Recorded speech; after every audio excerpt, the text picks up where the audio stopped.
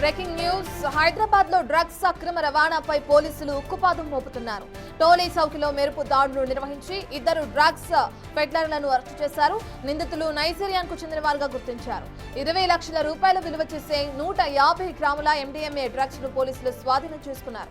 అయితే గతంలో వీరు 3 కేసుల్లో నిందితులుగా ఉన్నట్లు పోలీసులు తెలిపారు.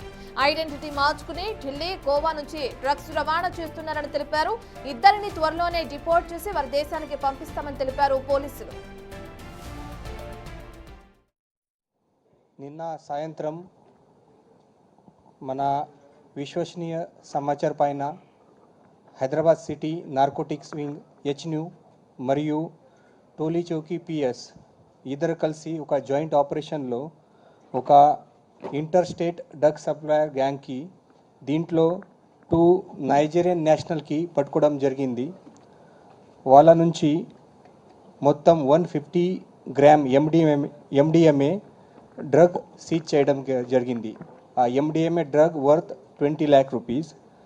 ఈ 2 అక్యూజ్ పర్సన్ పేరు first Chiddi Ijaya and second Obesi James Victor. ఇద్దరు కూడా నైజీరియన్ నేషనల్ నుంచి ఉన్నారు.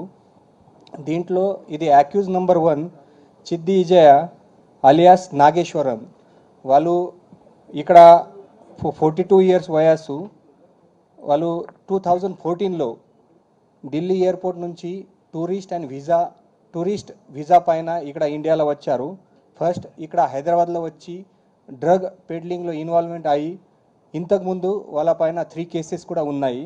అది ఒకటి కేసు ఈ గోల్కొండ ఎక్సైజ్ పోలీస్ స్టేషన్లో రిజిస్టర్ అయింది. దీంట్లో కూడా వాళ్ళ సైడ్ నుంచి 130 grams cocaine and 32 grams MDMA 2019లో సీజ్ చేయడం జరిగింది. సెకండ్ కేసు 24లో అమీర్పేట్ కేసులో కూడా ఒక డ్రగ్ కేసులో వాళ్ళ ఇన్వాల్వ్మెంట్ ఉంది. ఆ కేసులో ఈ చిడ్డి అక్యూజ్ నెంబర్ 1 అబ్స్కాండ్